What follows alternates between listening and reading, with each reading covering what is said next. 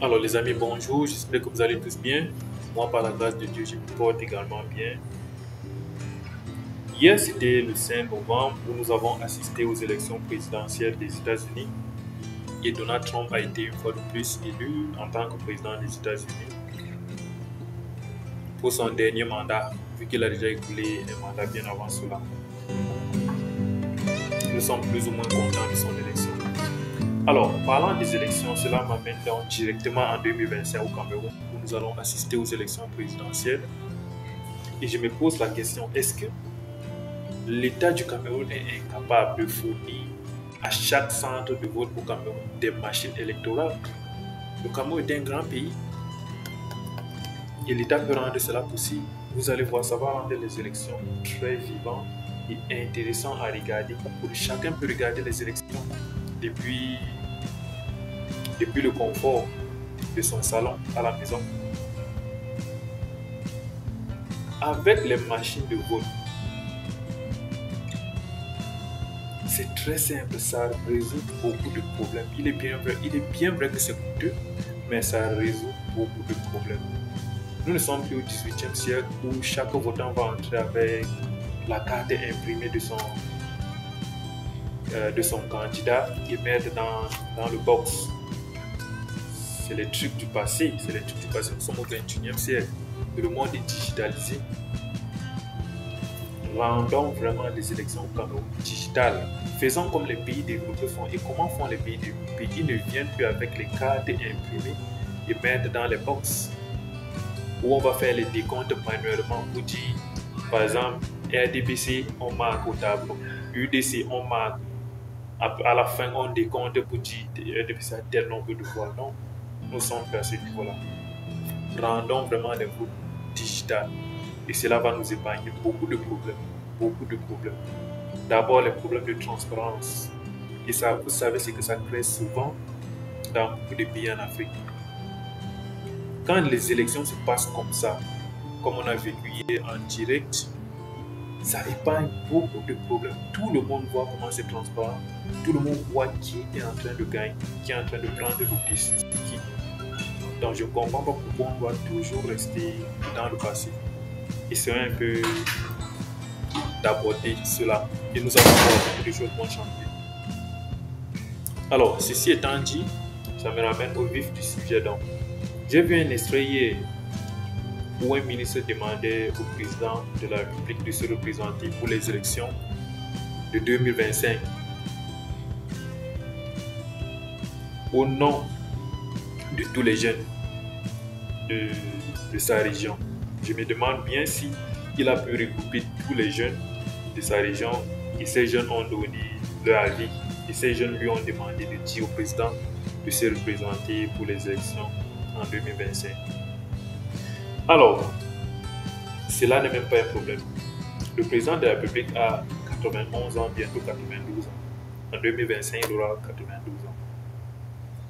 Nous savons que la constitution du Cameroun n'a pas prévu l'âge limite pour être président au Cameroun. Donc le président a le droit de se représenter aux élections. Mais est-ce que c'est éthique? Est-ce qu'à son âge, à 92 ans, est-ce qu'il doit encore se représenter pour les élections de 2025 qui va encore faire 7 ans, ce qui va dire qu'il aura 98 ans? Est-ce que vous trouvez ça vous-même normal quand vous vous placez et demandez au président de la République de se présenter pour les élections? Est-ce que vous aimez vraiment même le président?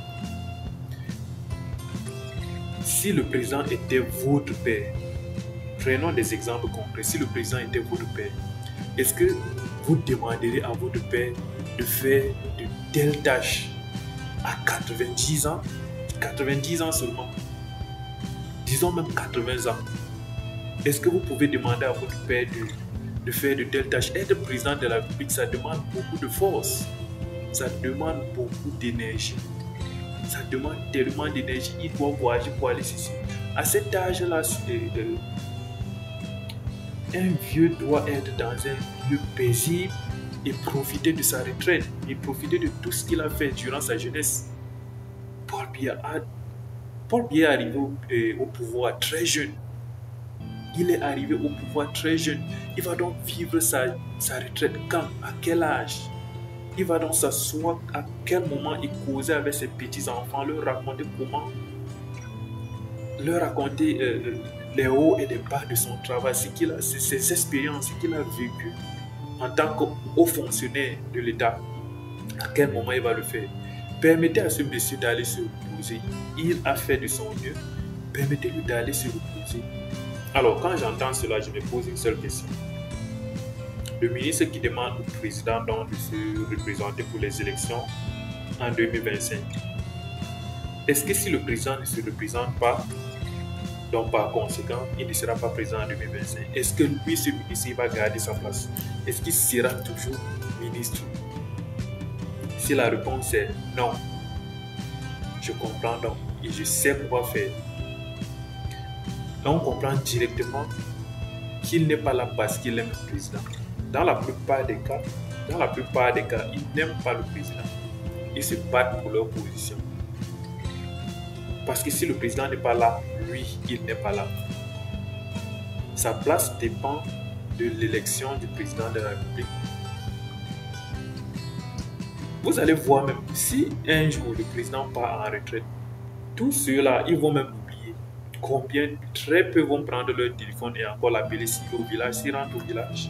Très peu d'entre eux vont tourner la veste très vite. Très vite. Donc, ils ne se battent pas parce qu'ils aiment le président. Ils se battent pour leurs propres intérêts. Alors, j'ai fait cette petite vidéo juste pour parler de ces élections. Et j'insiste sur cela.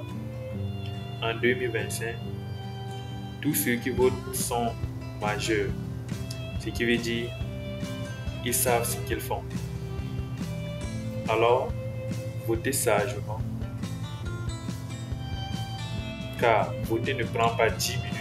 Ces 10 minutes-là vont déterminer ta vie pendant les 7 prochaines années. Alors, vote pour le candidat qui pourrait changer ta vie. Ne vote pas le candidat qui t'a donné à manger pendant 2 jours. Ce n'est pas parce qu'un candidat t'a donné à manger pendant 2 jours que tu dois le voter. Après les 2 jours-là, tu auras encore faim pendant 7 ans. Donc, votez sagement. Vote le candidat que tu penses qu'il est bien pour toi. Vote le candidat que tu penses qu'il pourra changer ta vie et celle de toute ta famille. Alors les amis, prenez soin de vous et on se voit à la prochaine vidéo. Ciao.